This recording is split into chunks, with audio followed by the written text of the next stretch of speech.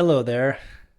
I got a pretty sweet hat on I got from my brother. He went to the Tour de France the last stage a couple years ago with his company, and he knows I like cycling, which I haven't done a lot of cycling videos, but today we're going to talk about a little bit of the setup of the eTube app and Di2 if you have a Shimano based bike.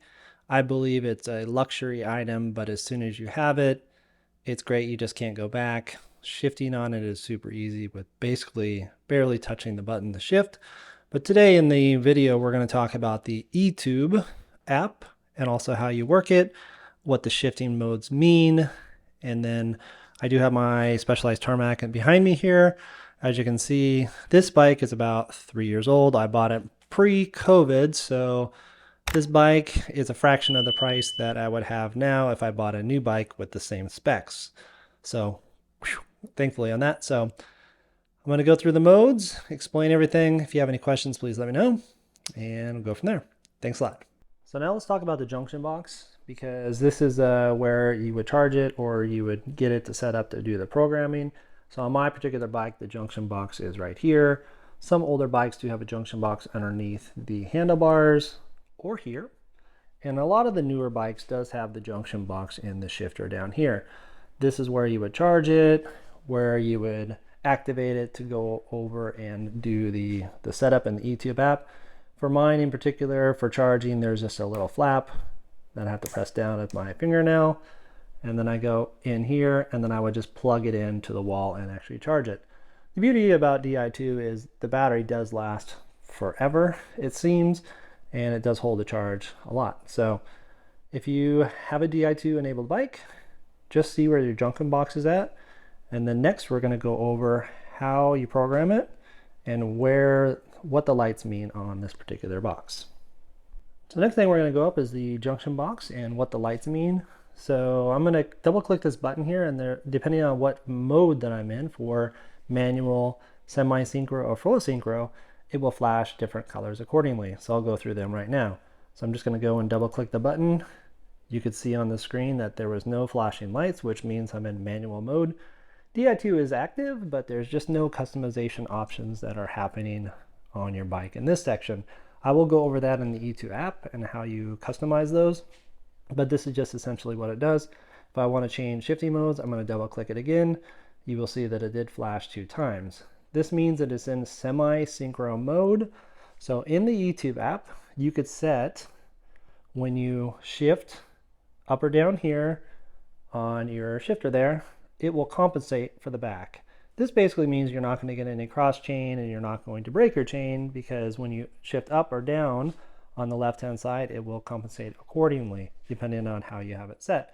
Last but not least, which is the one that I use all the time, is shows 3 times it does do the flashing. This is in full synchro mode. In eTube, I will show you how to set this up, and the reason why I love Di2 is when I do shift up or down here, I tell eTube when I'm at a certain point up or down here to automatically shift this for me. So I actually have not used the left shifter or the right shifter, if you're looking at it here, in like 2 or 3 years, because depending on where I'm at in the back here, this is going to automatically shift for me. So for example, I'm going up a hill, it will know that I'm getting close to the largest ring back here. I need to shift down, and then it does shift down and it automatically compensates as well.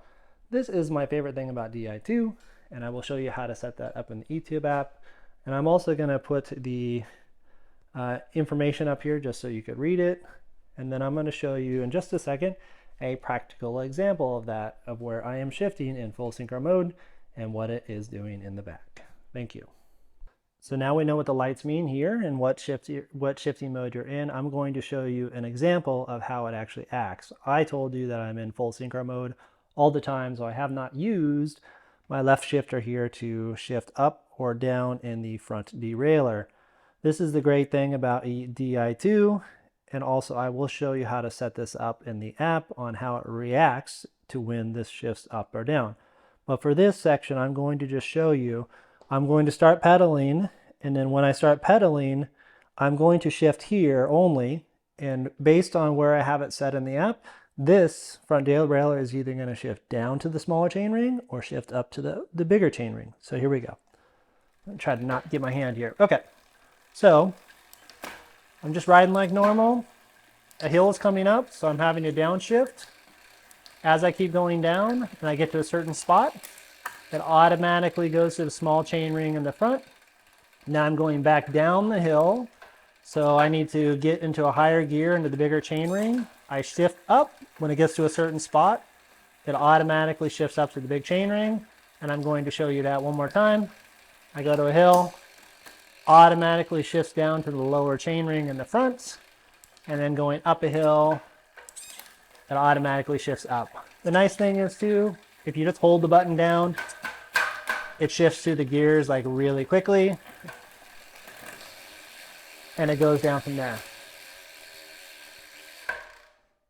Okay. Sorry if it was a little loud on that particular section, but that's just, you know, how my wheels are, and that's just how the bike is. So Di2 is just, it's a really nice thing, because remember, when you probably have an older bike, you would have to really push this down to get it to shift, or really push it down on the other side to shift up to the bigger chainring. With this, that alone makes it worth it for me. You barely have to actually press the shifter to get it to go. And the battery life is like forever. Okay, so let me know if you have any questions on that particular section, and then we're going to move on the eTube app and how to actually program this stuff, so then you could be off and running. So thank you. All right, so now we're going to get into the YouTube app, but I just want to show you really quick before I put the app up on the screen how this actually works. So in order to get the connection with the app, you'll see when it comes up, it's going to say try to connect or connecting, and it's not going to find anything, or searching. When you see it, you're just going to hold this down just for a second, and then you're going to see some red over here and green over here flashing lights, depending on if you can see those or not. And this means that it's looking for the connection to the eTube app. So now let's go into it, and I'll talk about that as well. So now we're going to actually look at the eTube app that you go in here. So if you log in, you're going to put your bike in there if you haven't put your bike in there, and also do the connecting. So remember, reconnecting, you got to hold the junction box just for a second, and we'll connect. I did speed up the connecting because it does take a little bit longer, so that is a lot faster than it normally is. From there, you're just going to click on the bike that you've added. The first thing you should always do is go to the update tab, because then you'll see if any of your components need an update, which is quite rare, but now with the 12-speed, etc., there are more updates from there. So there's going to be a lot of stuff in here, but I'm just going to show you like the main things. The next one you're going to go to is maintenance. So this is where you could actually make micro adjustments to the front and the rear derailleur. However, I do have a video on how to do that via the junction box if you're out and about and you need to do it, which is a really cool thing. So let's just watch that now. So not so long ago, you had to go back if you have a bike that doesn't have Di2 and your shifting was a little bit off. You could tell it's kind of rubbing or whatever. So you had to go and adjust the cable back there and, you know, do the screw and make some micro adjustments. I think this is probably one of the features that a lot of people don't really know that it exists. If your calibration gets off, it's usually very rare, but if it does, there's a way of doing it on the junction box here where you hold down the light, and then when this red light here on the right hand side starts flashing, it will actually do the adjustments for you. When you do that, you need to have it on a bike stand or have somebody holding up the back wheel for you, because you do need to be pedaling the bike, because it will go through the gears and do the micro shift adjustments for you. Remember, there's no wires here besides the power, and there's nothing to pull or no screws to actually do or anything like that for the most part, right? There's also some minor things that when you set up the bike or whatever, but I'm talking about the overall calibration. So I'm going to show you that right now and just show you how easy it is. Remember, hold down this button until the red light starts flashing, and then you got to make sure you're pedaling because it's going to go through the gears here. So I'm going to do that now. It's the last one that happens, and then as soon as it starts, you see it start to shift, and it's starting to go through and make some micro adjustments for me, and it's going to go back down the back chain right here. As soon as they get to the end, it's all done. So now calibration is finished, which is really awesome. Nothing to pull. This is one of those features that I really appreciate. Even though I don't have to do it very often, it's one of those minor things. So hope you enjoyed that, and hopefully this does help you as well. So now we're back at the customized screen, and we're going to get in the meat and potatoes of how you set up everything. So if you click the top right there, you're going to go in and you could change your bike name if you'd like. And then I'm going to go down to the bottom here and just go to the wireless settings. The passkey normally is 6 zeros when you go in, but you could change it. Wireless communication, I always have it on ANT plus Bluetooth. It's okay just to have it on ANT plus if you don't want anybody else to pick it up, but I haven't seen it be a problem at all. The next section is when you want to customize what your shifters do. So you can see as I'm going through that there's a bunch of options. I actually have a shifter that's right up here on my handlebar. So if I'm going up a hill, I could shift up or shift down from there. And this is actually one of the coolest things that I bought because I don't like necessarily being on the top here when I'm going up a hill. That's one of the best things I bought. We're going to talk about D-Fly, which we have kind of before, but these are the special buttons that are on top. I will have a video right after this that kind of goes through them and how to set them up on your Garmin. You can do it on Wahoo as well, but I'm not sure exactly how. But as you can see, as I'm going through these, you could just change the options if you'd like. Next one that I'm going to click into is multi-shift. So you always want multi-shift on. The shifting interval, you could change it to whatever you want. Normal's fine, fast, whatever. The bottom here, you want to always have no limit because if you hold down the button, it's going to keep going versus just 2. Last but not least, Synchro-shift, which we're going to go through this. This is where you set up semi-synchro and synchro.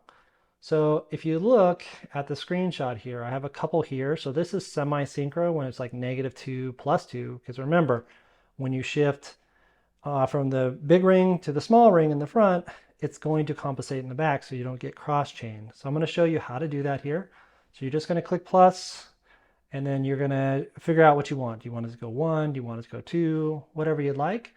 From there, you're actually going to press the back button and then go into this next section, which you're going to set up the full synchro. So this one's a little bit more complicated if you're looking at it, but just think about your chain ring, 36 and 52. Where do I want it to shift when it gets back into the 52 versus the 36? So when you go in this section, you're going to press the up button or you're going to push the down button, and you're going to change the settings where you want it to shift. And then you're going to click the animation tab to say, okay, what is it going to look like when I do shift on here based on the other video that I did. But this section can be kind of confusing because you're like, well, if I'm here, it's going to go down. But remember from my video before, this is just how it works. You could click the animation tab to actually just see what it's going to do. So that's basically what I'm showing you here. And this is where I set up the full synchro, which is 3 flashes of the dots. Anytime you see this, the +2 or the -2, that's the semi-synchro. And anytime you see the bottom there, it is the full synchro. I'm not going to actually go through and save this because that's what it is. But that is really the nuts and bolts of the eTube app. It's really good. You just got to get used to it. But after you get done, you actually don't have to use it anymore. So this next section here is how to set up the D-Fly on my Garmin. So I did a video on here so you could set up the top buttons on how you want them to actually behave. Remember from the video that we just saw, you could actually set up 4 D-Flies if you want to make the shifters a D-Fly, but I'm not sure why you would do that. But there, on the newer setup, there are more buttons besides just the top ones on the hoods than I particularly have, so that's why there are 4 channels. So enjoy this next video on how to set that up, and as we're going along, just please let me know if there's any questions, and thanks for joining me again. In this section, we're going to talk about setting up the D-Fly buttons, and this is one of those things in the eTube app that you saw that is kind of one of those areas that, well, what the heck is D-Fly? How would I set them up? So if you have Di2 or similar, there's a little button here that's actually on top of the shifter on this side and well as the other side.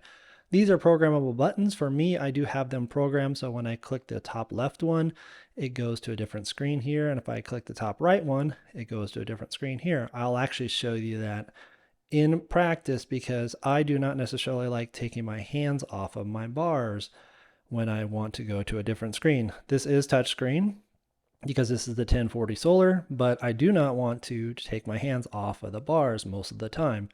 So in order to do this, in order to program it in Garmin, you have to actually go to these 3 little lines there, and then you're going to go into your sensors. Make sure that Di2 is actually connected here. So when you're in the Di2 connection, you're going to go into sensor details. And then when you look here, this is all going to be programmed in from the eTube app that we talked about. So here's my front gears, here's my rear gears, and then here is the shifting mode. You can change it here, or you could double tap it like we saw earlier in the video. Do you want tones on or off? I would just keep them on. But in order to do those D-fly buttons, like I told right there, you're going to click into the setup here. So there are 4 different channels depending on what style bike you have. I do have 2 because sometimes there's more D-fly buttons on the newer versions. But for me, I have the left switch, which is on top here, and then on the right one, which is basically on the same side. So when I click into here, there's different options as well. So you could single press, press and hold, or double press. You could actually program these quite differently depending on what you like for your overall setup. For me, I have it to go to the previous page. If I press and hold, it's going to go to the map screen, as long as you have it enabled in your data screens. And then double press will start and stop the timer. So if I click back here and go to my right shifter, if I do single press on the right one, I go to the next page, go to the elevation profile if it's enabled in your data screens, and then double click for start and stop the timer. I'm just going to show you this in practice as I go back here to the main screen. So I'm going to go back and I'm going to act like I'm outside. I'm going to a road ride.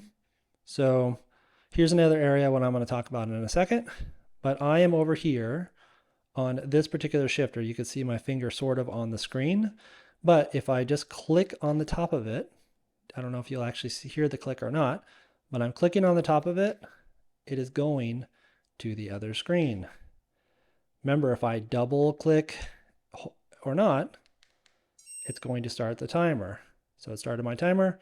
If I double click it, it's going to stop the timer. If I'm over on this side, because I have this one, to hold the map button, hold it down, the map button comes up, and then I could go right or left to go to the other screen that's in accordingly to that. So this is really the cool thing about Di2, where you don't have to take your hands off the shifter at all, as long as you do program those D-fly buttons. Last but not least here, you could see that I do have my rear gear up here. This is a functionality where you can put different Di2 data screens within your bike here. So if I kind of scroll over to some of my data screens, I do have the Di2 battery data screen here. And then as I keep going through, it will show, there's my solar screen, the overall, and then I have the gears here.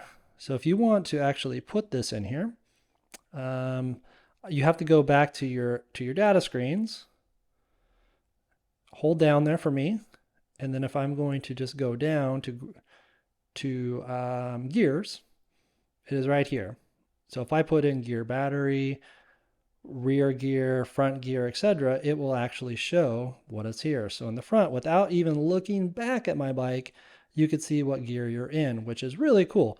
So I'm just going to change that back, go back to gears here.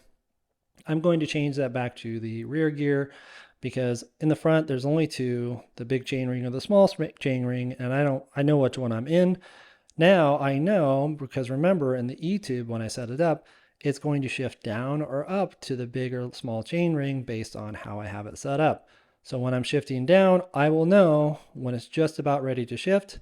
And the other cool thing is it will actually beep based on the tones that it has to alert you, like, hey, it's going to actually shift down or not. And it will show a little thing up on the screen like, hey, shift in, next shift going down, or something like that. I'm not going to do it on the video here because it's a little bit loud when it happens because of my wheels and kind of how I have set up, but it's really a cool thing. So this is how you set up the D-fly buttons as well as the data screen. So there you go. There you have it. I hope that helped how to set up Di2 and also the eTube app, because I know for me when I first started, it was a little bit intimidating what the app was all about, because let's be honest, it's not necessarily the best setup thing, but it does work. And after you have it set up, you really do not need to know how to use it. And then from there, would I get another bike that's not Di2 or SRAM related? Absolutely not. For me, the shifting element alone, without even the synchro shift that we talked about in the video, barely being able to touch the button really helps, especially if you're going to go on longer rides. This is one of those things that it's a nice to have, but as soon as you have it, you will not go back. So if there's any questions at all, please let me know. Thank you for tuning in. If you haven't subscribed, please do so. I'm going to make some more bike related content as we move forward. Have a great day, y'all, and I'll talk to you soon. Bye, everyone.